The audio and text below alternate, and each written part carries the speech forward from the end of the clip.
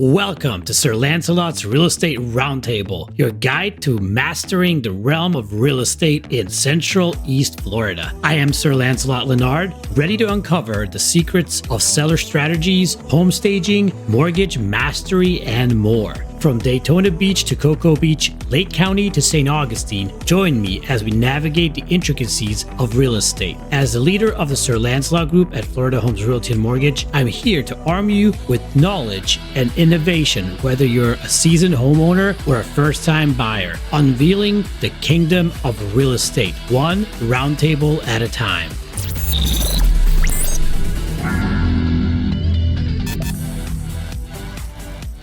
Welcome back to Sir Lancelot's Real Estate Roundtable. Today we have an exciting guest joining us, Jon Saxton. Jon is not only a successful entrepreneur, but also a dedicated real estate expert based out of Nashville as the owner of Nashville Home Agents.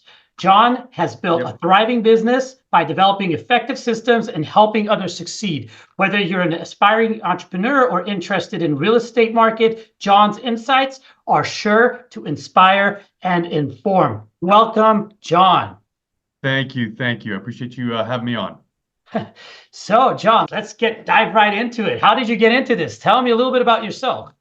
Well, gosh, it's kind of a story if you're asking how I got into real estate. So I'm going to go way back to 1996, if that's okay. Yeah. So anyway, I moved out after I finished college, I moved out here from California after I graduated from Fresno State, which is the Harvard of Central California for all those.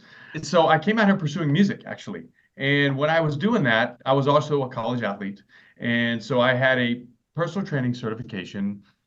So I thought, I'm not going to be a starving artist. I'm going to go ahead and just start my own personal training business. I'm using quotation marks here. What that really meant was I was going to contract my services out of different clubs all around kind of the West Nashville area. And my goal was to make a living and create a revenue stream while I was pursuing music on the road. So I got a waiting list within 8 months, and I started to develop a team. And I was able to succeed pretty quick that way, to where I can go on the road, pursue my music, and come back home and just not be a starving artist. It really helped.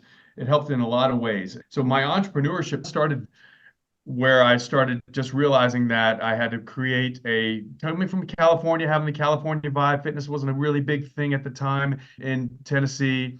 Fun fact, I taught the very first spin class in Tennessee. So that was a long time ago, and I helped bring it here. So that tells you how old I am. So that being said, I ended up getting into music, pursuing music, and I had some minor success, wrote some songs in film and television, and had a couple songs that had success. I've written songs for other people. But anyway, when that ended, the music career ended for me. When I said, okay, I've had enough, that was about early 2000s. I had an opportunity to get into club ownership. So I had a really great personal training team and lots of clients. We had celebrities, we had NFL athletes. I mean, we were one of the top teams of all of Nashville.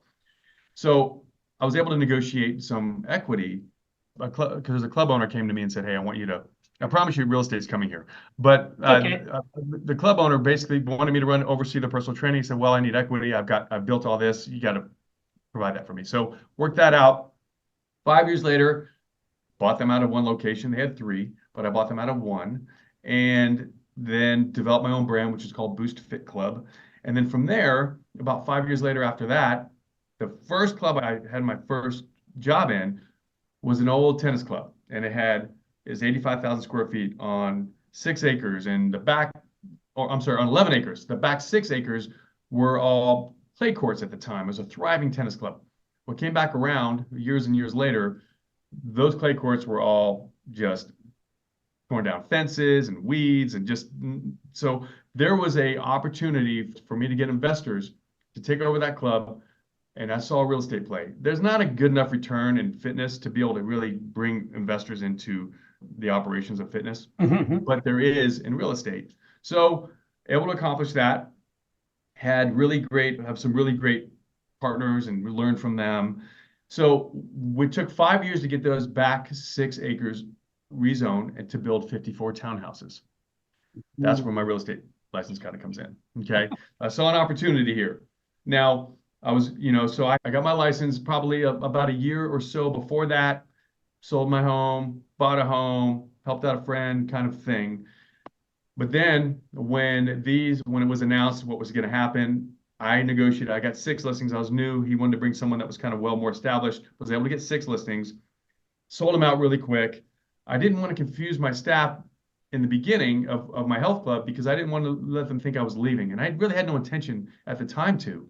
But anyway, so once I put those on the market and sold them quick, it kind of made sense. So then from there, I kind of grew a name. I was already established business owner in the community. I had the trust. So my SOI was really, really big. And I've been here for a long time. So that being said, I grew my personal business and I grew it, went from 2 to 4 to 9 to 14 to 45 million in that time frame. And it just has been, and in that, I tried to start a team a little early. I realized that I was a little bit too early, in fairness to the guy I brought on.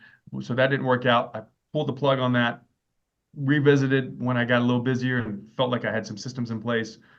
And here we are now. We're named Williamson County's best real estate team, which Williamson County is kind of the A area in Nashville. Okay. And I was fortunate to be named best real estate agent in Williamson County as well. So voted, I should say, not named, but voted. So that being said, so here we are. I've got Nashville Home. I've got currently, I think, 11 agents on my team. Well, I have a transaction coordinator as well. So we're thriving. We're doing a good job. I really love the people that are on the team. And so that's my journey into getting here.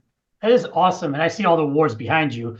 I have a few too. Not there yet. I'm working on it. But yes, I would definitely love to be where you are at the time when, I've only been in it for 8 years. So I still have a lot to learn. I haven't been through any major crisis yet. Only the amazing up curve that we had in the past meeting. But I see that there is something with you about developing systems, and you've been talking about systems here, systems there. It is crucial for any successful business to develop good systems. Can you explain why systems are important and how have they contributed to your success? Yeah, so here's the thing, is that systems are really hard to implement. You got to figure out what works for you, and then what works for you, then you bring that onto the team. So systems are important because talk about systems like having a CRM, one that has a lot of automation to it, right? And I have gone through a few different ones. I've landed at Sierra Interactive is what I use now. Okay. And they have a really good SEO capability because there's a website involved too, kind of like a KV Core sort of thing. So I have been very pleased with this, and they have really great, because I've used Follow Up Boss in the past, which I love Follow Up Boss, but they don't have a really great, in my opinion, well, they don't even have an automation for text. You have to have a third party for that. Sierra Interactive has it all. And then I hire people to create the automations for me. So whenever something comes in the system, something's being sent to somebody for a while until they tell us not to. Right. Yeah. So creating that automation is very important. You want things to work for you while you're doing other things. So that CRM is an important piece for it. I do like my phone calls of my team to come through the system because we want to be able to, if they're struggling, they're not closing, we want to be able to hear what these conversations sound like. We don't Big Brother it all the time, but it's important to hear those conversations. Why aren't you closing? What's the struggle? So when we listen to it together, we can talk through it. That is awesome. So you basically, the system you have, I have KV Core right now for my real estate business. And then I use a second one, Copilot. That is for my funnel. It's kind of weird. I have two CRMs of different functions, but I don't think any of them record conversations. I'm not sure. KV Core might, if you use their system. They probably do. They probably do. They're pretty robust. I would be surprised if they do not. It's just using their system to call people is just so much slower. Just dialing and calling, Yeah. Because you have to find the person that you want to call and then dial through their system, and then they get a phone call, and sometimes they don't even know who's calling, so they don't pick up. Then you have to text them, it's me calling from my office number. Right. So I have a rule to where when a new lead comes in, that Sierra number, everyone gets their own dialer number. Yeah. That's their number until they create until basically they sign them as a buyer or a seller, and then they can take them to their personal phone number. Okay, cool. Yep. And it links up with all the emails so we can see all of it if we want to. But you don't want someone to feel like they're being micromanaged. That's not it at all. It's all about helping and mentoring and doing that. But I also have another system that I use. It's called Sisu, SISU.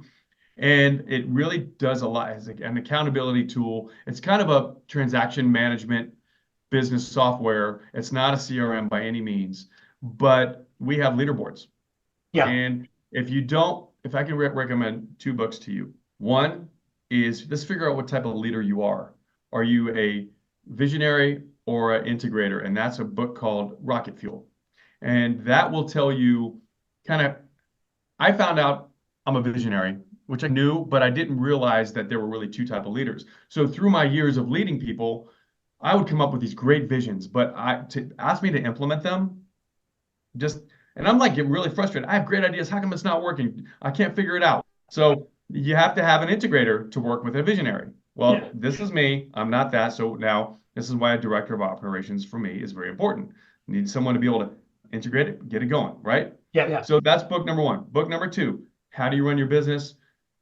4 disciplines of execution. 4 disciplines of execution. That's correct. And the reason why is it really helps you create like the difference between a lead and a lag measure. So, a lag measure is the results of what's happened to your lead. So your lead measure is like a phone call. How many calls do you make? Then therefore, then your lag measure is how many appointments did I set or how many appointments did I meet, right? Yeah. But the leaderboard is you need something that someone can see if they're winning within 5 seconds, right? So we have everything from, appointments set, appointments met, volume, to even like, did you work out today? So we have all kinds of different things. Like there's a wellness piece, there's a social media piece. So that way we can run these contests every single month, and we can look to see how you're doing. And some people really excel at the wellness part, and maybe they struggle on getting appointments set, appointments met, which is the important one. Mm-hmm. But it's a really great tool. It's not real cheap, but it's well worth it because you run your entire, basically your business. Any report I need, I go right into there. That's awesome. Yes. And when our agents have a new buyer or a new listing, they go into Sisu and they put them all in there, goes over our transaction coordinator, and she takes all the information out of that and puts it into, we use Dotloop. And I use Dotloop. Gets all the stuff and gets them out from signature. Love Dotloop. My favorite. Yeah. Way better for simplicity, the other skyscraper or whatever that is. Yeah, a lot of that stuff is archaic, but Dotloop's really good. I like Dotloop. It's organized. It's easy. You could do it on your phone if you need to while you're, from one place to another. I wrote contracts on it on site on my phone. Oh, yeah. Seconds. Here, sign, submitted. 10 minutes, and we had a deal already struck. It's insane, Yep, exactly. Exactly. What advice would you give someone who is looking to start or run their own business? And are there any key steps or lessons you've learned along the way that you'd like to share? Man, I've got my butt kicked so many times. Yeah, you learn how to get up every single time. Oh boy. Yeah, the thing is, so I'll tell you, I'll backtrack a little bit. Where I really learned how to become an entrepreneur is through like pursuing music. It taught me so much. Really you got rejected all the time. So here I am, I'm pursuing music, getting rejected. I'm a single man, getting rejected. I had all this rejection going on at the same time, but I had to spin it into a positive thing, right? Yeah. So here I have so you just figure out you're going to fail, and that's okay. You're taking risks. You just don't make the same mistake twice, right? So to me is that you got to have the right people around you. I don't like to do things alone. I always, even with my health club, I brought a guy that was a prominent person on my team. We've been working together over 20-something years. Amazing. He's a brother to me. I brought him on because I didn't want to do it alone. I like the team atmosphere. I grew up an athlete. I like having a team. I like the accountability towards each other. It's a great thing. Not everybody likes to have a business partner. That's okay, but have the right people around you to develop the team, right? And reward the team members as the business grows. So to me, if you want to start your own business, it's just find out what you love. Find out, is it something that you can actually make money in, right? You have to be careful because some things you love, there's no money to be made in. There's very little money, right? So everyone likes to be their own boss. You want to have the freedom. You have to go through that. But being an entrepreneur, it's a lot of work. It's a lot of extra time. You're right. You don't have to. I also recommend getting a coach. Right there. I should have started with that. Get a coach.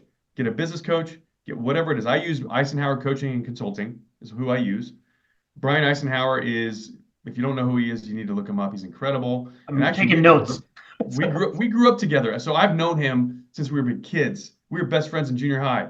I watched him. He really developed into the real estate world and then created his own coaching program. And then when I got into real estate, I'm like, I need him. So he's and he doesn't really coach anymore, but he's put me with his top guy, one of his top guys. And my coach is named Brian Donnelly, and he's oversees one of the largest teams in Northern California. So I mimic what they do.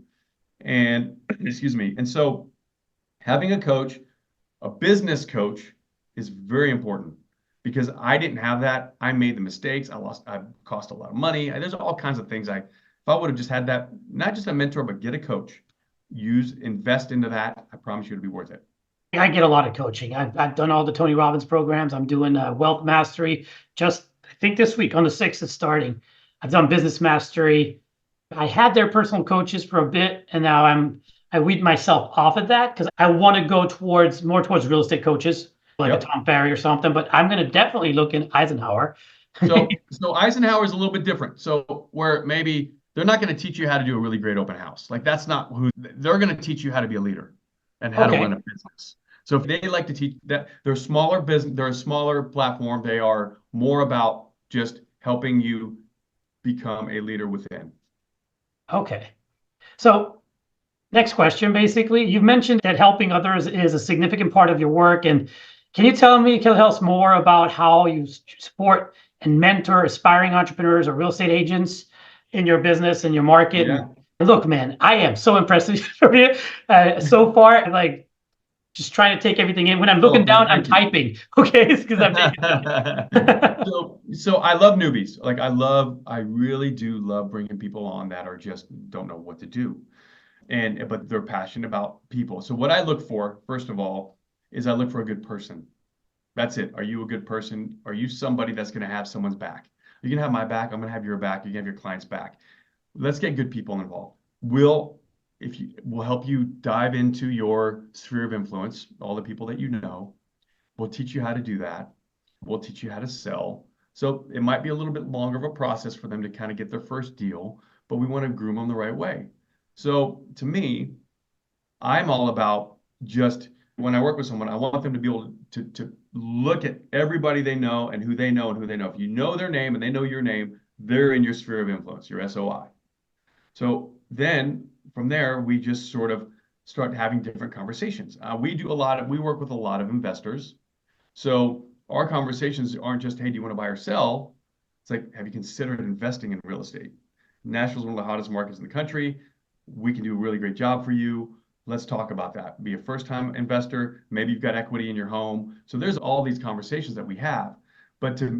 So we want to make sure that they're comfortable understanding what our team offers. Now, they may not be comfortable with leading an investor, but I'll just come right in and I'll help facilitate the deal, right?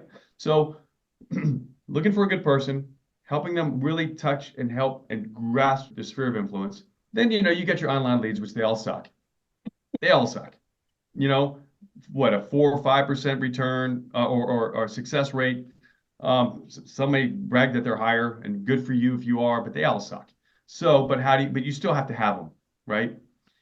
So we teach you how to have those conversations and see what, and kind of groom them that way. All the paperwork's being taken for you, but we just want you to be a good professional. Like there's a lot of amateurs in real estate. So we demand you to be professional. And that doesn't mean, suit and tie every day. It means just respond, get on the phone and talk to people. People don't answer the phone. I'll tell you what, I will tell you, I've gotten multiple spam risk calls, risk. I still answer them because you know what? 3 times they were leads.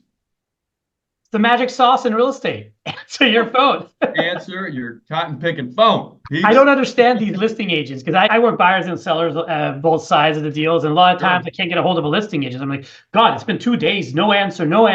What's going on? And then, suddenly they text you back. Oh, you can come and look at the house. It's like, I sent you an offer 3 days ago. And you're telling me now that I can, your counter offer is the same price as I sent you in 3 days? Took you 3 days to answer me? Like, not even that I received the offer or anything. I don't know what you do. But if you're a single agent, in my opinion, if you're a single agent and you have listings, hire someone or ask one of your partners to take over your responsibilities while you're on vacation. It's like, that's exactly right. Disservice to your people in a lot of ways. It's embarrassing.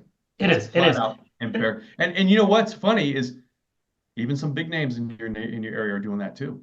Oh yeah, in my Get it? area, I know a few of them that are doing the same thing, and they're top producers. They Yep. do 30, 40, 50 million a year in production. And it's not that they don't have time. I know exactly. They pick up the phone for the right person.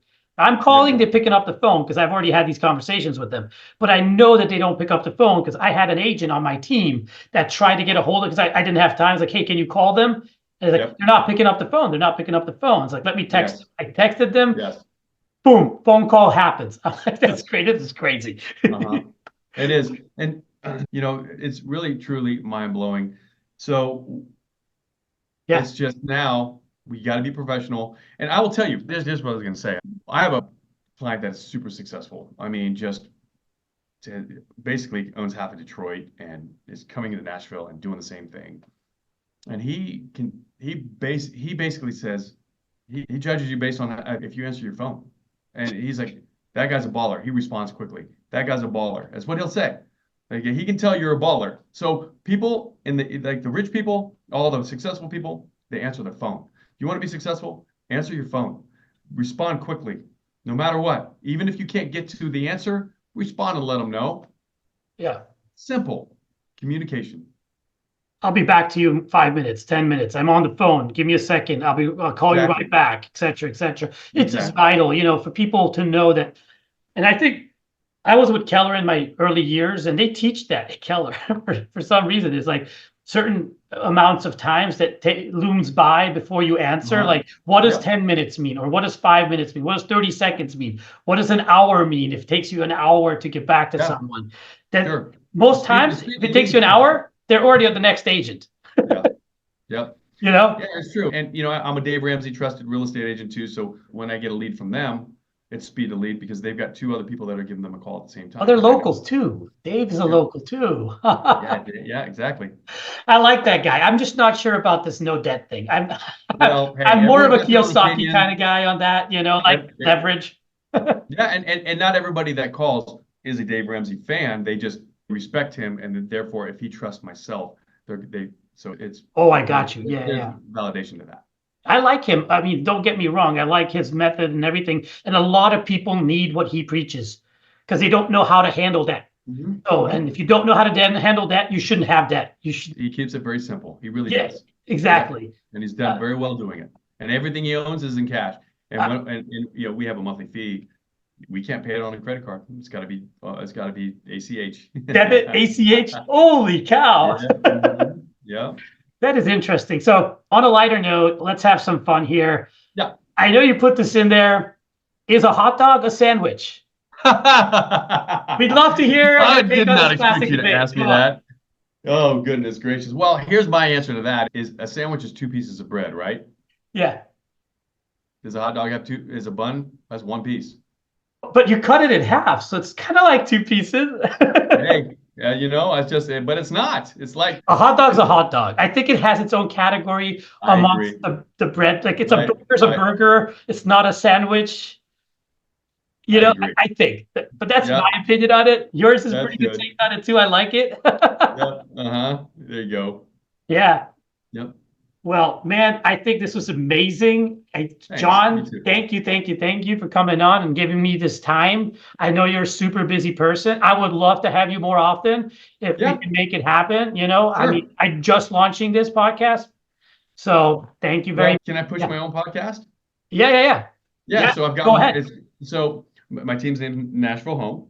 So the podcast is calling Nashville Home. And what it is geared towards is relocation. So since everyone's coming this way, so we have most of our agents all relocated here at some point, right? So what's that experience like, making that decision to move here, why they made that decision to move here, what that journey was like to get here, what it's like living here, what they love about it. And, you know, it's just an all-inclusive sort of story, and everyone's got a different one. Everyone has different journeys to get there. And then we'll also be adding new like business owners and just so people know what it feels like to call Nashville home. So it's called Calling Nashville Home. It's on Spotify. You can go to our YouTube channel, which is Nashville Home. It's all the other platforms as well. It's on. So that is awesome. Thanks for letting me push that. No, you're welcome. I'm going to check into it, look into it. I mean, I'm in one of those states as well. I'm down in Florida. So we get a lot of newbies coming here as well. You know, your state, my state, we have some good leadership. So we get a lot of new people. I love Nashville. Calling Nashville home, people. Don't forget about that. Jon, thank you very much for coming on the show. And we'll book some more and let's do it. That sounds great. Anytime. Thank you. Have a good one, everybody.